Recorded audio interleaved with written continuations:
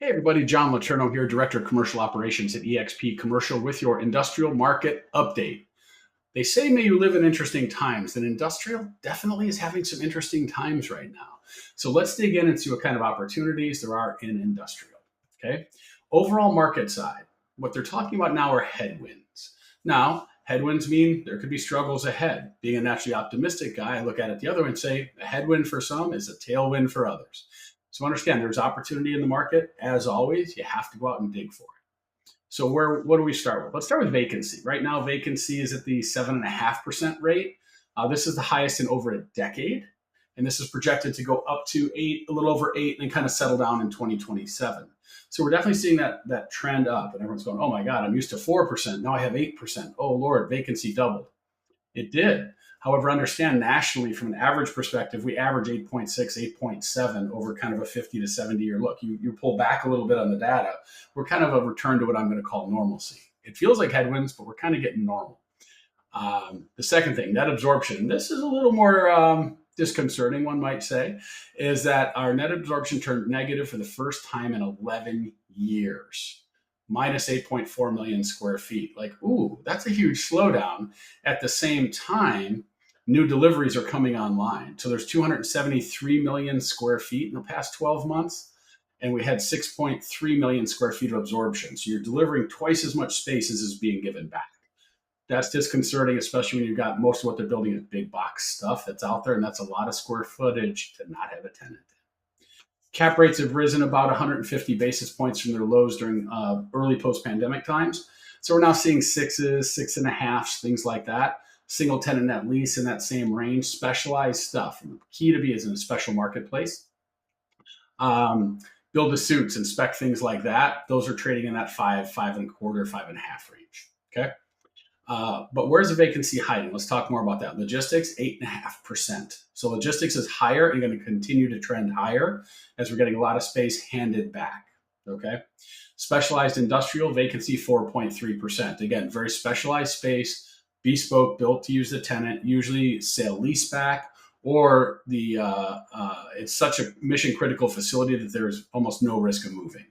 Small flex. This is an interesting one. They're showing 8%. Now, I love super, super small flex, like 1,000 to 3,000 foot units stacked in a building. Mechanically, they're tough because you got more units and all that. But from a stability perspective, fabulous. Rent growth, fabulous. When you get above 5,000 to maybe 40,000, those buildings can be a little tougher because a lot of that's older generation space. You don't have as many users who can handle usually typically lower ceilings and maybe different access. Maybe it's only truck docks as opposed to docks and doors and things like that.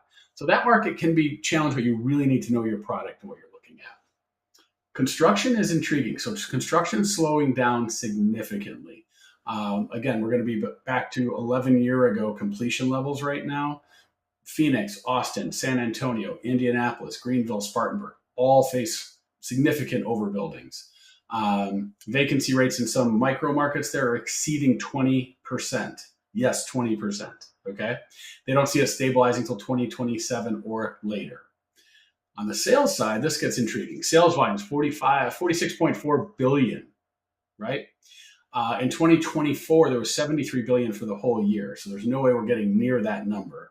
And you go, well, okay, it's a lower, but I don't know. 2022, keep in mind, volume was 126 billion. So we're talking a significant pullback by large capital, institutional, and otherwise. Cap rates moving up into that 6.5 range, multi-tenant in the 5.5 to 6s, but also single tenant deals are in that 5 to 6 range. So understand kind of there's a 100 to 200 maybe basis point shift based on credit of the tenant term, things like that. Investors still seem to like big bay product, high ceilings and that sort of 100,000 to 400,000 foot unit. But those are a lot of industrial, institutional REITs, pensions, life cos, and things like that. Smaller mom and pop investors are actually either going super small or super big, and it's intriguing to watch that. Okay. 3 to 6 month rent concession is typical in large leases and getting even longer. I saw one close come together just a few weeks ago. They had 12 months free on a 6-year deal. So they gave up a 7-year term, but only getting rent over 6 of it. So that's a net dilution of 14%, 15% rent almost. So that hurts, right? So some interesting strong markets, Dayton, and I love me some Dayton, Ohio, because they have some incredibly cool things happening in a micro market. I've talked about Dayton for a long time. And the number one driver there, right, Patterson Air Force Base, largest Air Force base in the world. All kinds of industrial and logistics get around that. At some major highways, easy to get to and from, accessible labor pool, and great medical stuff there too. So Dayton's a market on fire. Phoenix, Raleigh, Tampa's doing great as well. We're seeing vacancies in the 4 to 6% range in those markets. Okay.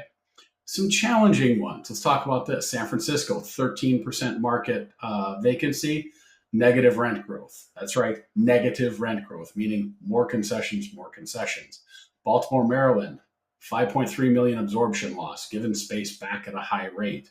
Austin, 13% vacancy and 16 million square feet still under construction while you have 13% vacancy. If I'm a developer in Austin, got some industrial, I'm a nervous person. I don't sleep well at night. So watch out for those. Nationally, rent growth is 1.8% year over year. It's kind of been stable, sort of puttering along. But keep in mind the heady days of 2022 when it was 9.7. Good days to be in industrial. 4 times the market activity and 9% rent growth. I'll take that market any day. But again, that's not normal, typical, or sustainable. Vacancy, hoping to peak around 8% or so and then kind of steady out. But again, step back from the forest and the trees and look at the forest and you'll see that's kind of a national average. It's not a horribly scary number that way. So investors right now, short term, very concerned about the incredible amount of overhung space, very specific to market and sub-market as well. So be aware, those people like, we're getting a pool together and throw up a 1,000,000 square foot building. I'm sure someone will take it.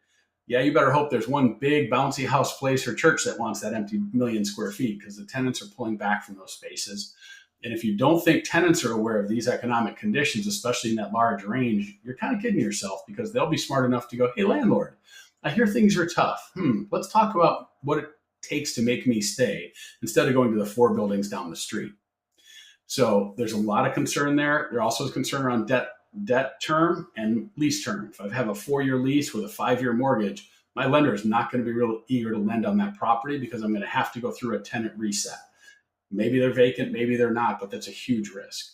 So be very aware of your lease term relative to your debt term and watch out for your rent growth and see what you can do with that.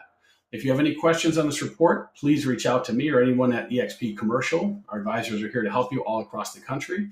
If you're an eXp Commercial advisor, please reach out to me or the operations team if we can answer any questions on this. We appreciate your time today for our industrial market update and look forward to seeing you soon. Thanks.